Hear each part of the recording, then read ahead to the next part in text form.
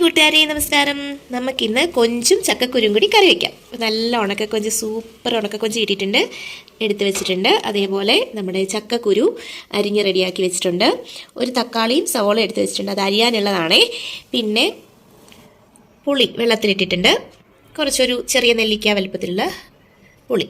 പിന്നെ ആവശ്യമുള്ള സാധനങ്ങൾ നമുക്ക് ഉണക്കമുളക് ഒരു 4-5 എണ്ണം മുറിച്ച് വെച്ചിട്ടുണ്ട്, കറിവേപ്പില, മല്ലി, തേങ്ങ, അതുപോലെ വെളുത്തുള്ളി. ഇത്രയും സാധനങ്ങൾ എടുത്ത് വെച്ചിട്ടുണ്ട്. നമുക്ക് എങ്ങനെയാണ് തയ്യാറാക്കുന്നതെന്ന് നോക്കാം.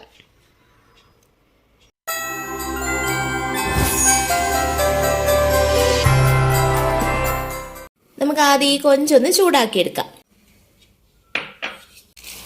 നന്നായിട്ടൊന്ന് ചൂടായി വരട്ടെ. നന്നായിട്ട് വറുത്തിട്ടുണ്ട്, നമുക്കിത് കോരി മാറ്റാം.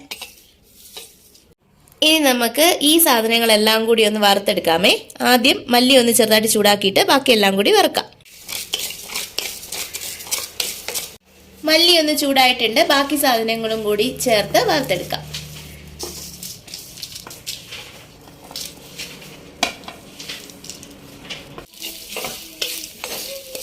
ഇത് നന്നായിട്ട് ചൂടായി ആ തേങ്ങ ബ്രൗൺ കളർ ആവുന്നത് വരെ ഒന്ന് വറുത്തെടുക്കണം. നമ്മൾ തേങ്ങ വറുത്ത് കോരി വെച്ചിട്ടുണ്ട്. ഇനി നന്നായിട്ട് ഇതൊന്ന് തണുത്തിട്ട് അരച്ചെടുക്കാം. നമ്മൾ വറുത്ത് വെച്ച കൊഞ്ചിൽ കുറച്ച് മാത്രം എടുത്തിട്ട് ഒന്ന് പൊടിച്ചെടുക്കാം. ഇതുപോലെ ജസ്റ്റ് ഒന്ന് ക്രഷ് ചെയ്തെടുത്താൽ മതി. ബാക്കി കൊഞ്ച് ഇവിടെ ഉണ്ട്.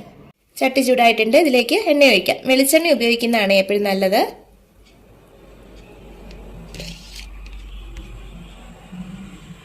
എണ്ണ ചൂടായിട്ടുണ്ട്, കടുകിടാം.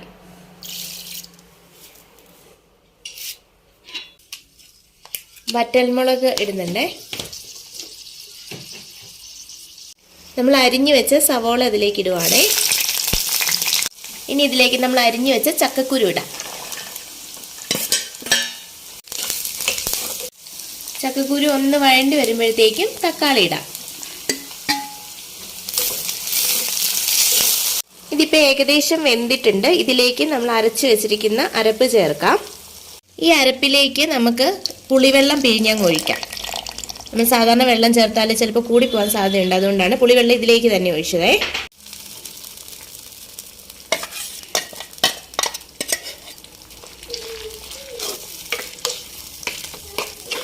ജാറൊന്ന് കഴുകി ആ വെള്ളവും കൂടെ അതിലേക്ക് ചേർക്കാം.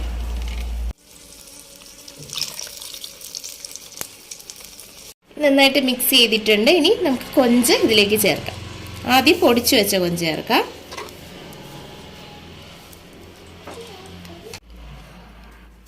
ബാക്കി കൊഞ്ചും കൂടി ചേർക്കാം.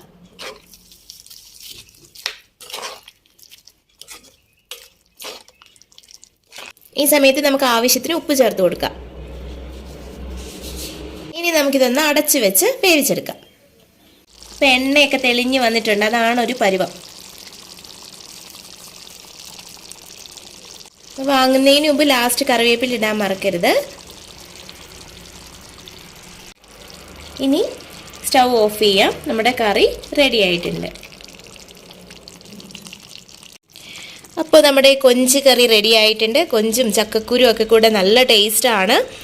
നമുക്കിത് മാങ്ങയൊക്കെ ചേർത്ത് ഉണ്ടാക്കാം കേട്ടോ. ഇവിടെ നമ്മൾ തക്കാളിയാണ് ചേർത്തിരിക്കുന്നത്. എല്ലാവരും കൊഞ്ചുകറിയൊക്കെ വീട്ടിലുണ്ടാക്കും. അപ്പം നമ്മുടേതായ രീതിയിലൊന്ന് കാണിച്ചാണേ. അപ്പോൾ നമ്മുടെ ചാനലൊന്ന് സബ്സ്ക്രൈബ് ചെയ്യാൻ മറക്കരുതേ. ചെറിയൊരു ചാനലാണ്, തുടങ്ങിയിട്ടേ ഉള്ളൂ. നമ്മളെ കൊണ്ട് കഴിയുന്നത് പോലെയുള്ള വീഡിയോസൊക്കെ ചാനലിൽ ഇടുന്നുണ്ട്. എല്ലാവരും ഒന്ന് സബ്സ്ക്രൈബ് ചെയ്യണേ, ലൈക്ക് ചെയ്യുകയും കമൻറ്റ് ചെയ്യുകയും ചെയ്യണേ. അടുത്തൊരു വീഡിയോയിൽ വീണ്ടും കാണാം. Thank you so much.